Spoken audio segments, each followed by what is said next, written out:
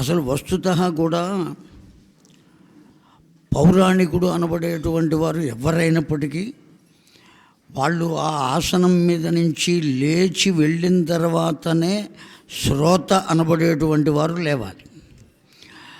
వాళ్ళు లేవకముందే లేచి కుర్చీలన్నీ ఖాళీ చేస్తే తర్వాత ఎవరైనా వచ్చి చూస్తే అసలు వీడు చెప్పేటప్పుడు ఎవరూ లేరేమో అనుకుంటారు. ఆ ప్రమాదం ఉన్నది. అందుకోసమని కూర్చోండి మీరు పెద్దలు మహానుభావులు విష్ణు భట్ల జగన్నాథ గణపాటి గారండి. ఆహాహా, ఎంత మంచివారు, ఎంత గొప్పవారు, మహనీయులు వచ్చారు.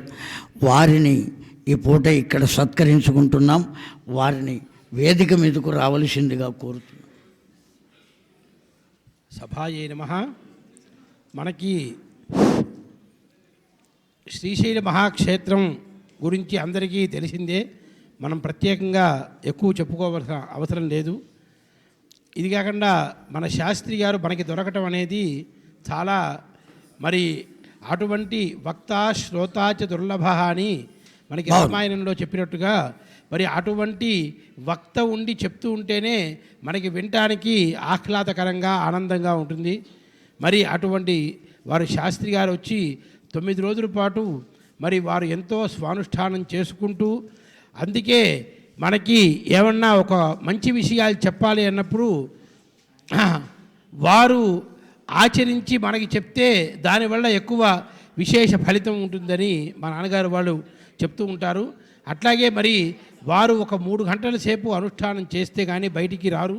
అటువంటి వారు మనకి ఎన్ని విషయాలు చెప్పినా ఆ విషయాలన్నీ మనం చక్కగా ప్రతి నిత్యంలో పెట్టుకొని ఇట్లా ఒకసారి వింటే ఈ జన్మ సరిపోతుందా అంటే అది ఎవరు చెప్పలేము. మరి ఇట్లా ఎన్ని జన్మలు ఇట్లా మనం ఎన్నో మంచి విషయాలు వినాలి. అనేక మంది పెద్దల వాళ్ళ వాక్కుల ద్వారా మరి వారి మనకి దొరికి ఈ 9 రోజుల పాటు ఇక్కడ దేవీ భాగవతం అనేది మనందరం శ్రవణం చేయటం అందరి భాగ్యం. మరి మమ్మల్ని కూడా మా అన్నయ్య గారు కామేశ్వర శర్మ గారు అన్ని రోజులు రమ్మన్నారు. కానీ ఇంట్లో నిత్యాగ్నిహోత్రం అవన్నీ కాస్త దాంతో రాలేక నిన్న ఇవాళ 2 రోజుల పాటు మాకు కూడా కాసేపు వారి ప్రవచనం వినే భాగ్యం పట్టింది. మొన్న మార్గశిర మాసంలో మా అన్నయ్య గారు ఈ ఆరాధనోత్సవాలు విజయవాడలో చేసినప్పుడు మరి అటువంటి వారిని సత్కారం చేసుకోవాలి అని భాగవత సుధా అని వారికి సన్మానం కూడా మేమందరం కలిసి చేసుకున్నాం. వారికి ఇదివరకు అనేక జరిగినాయి, ఇంకా ఇటువంటివి అనేక జరగాలి.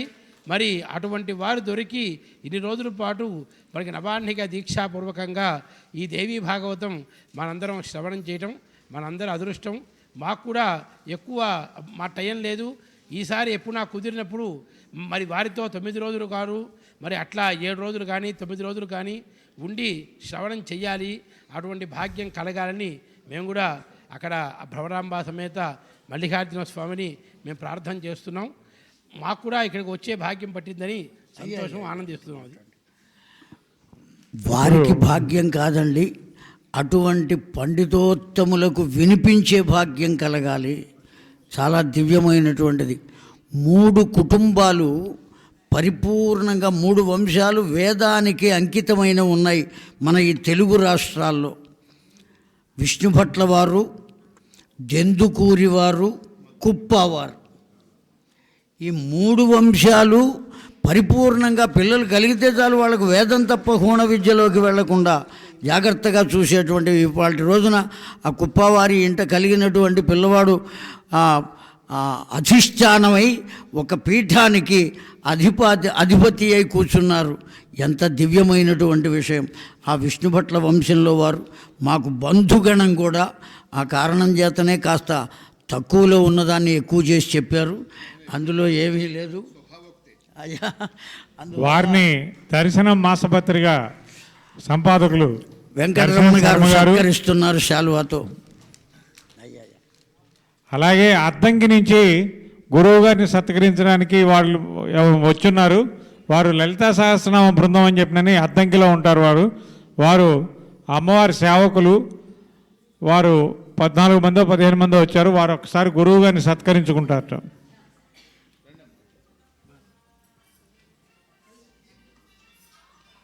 పైకి రండి అమ్మా.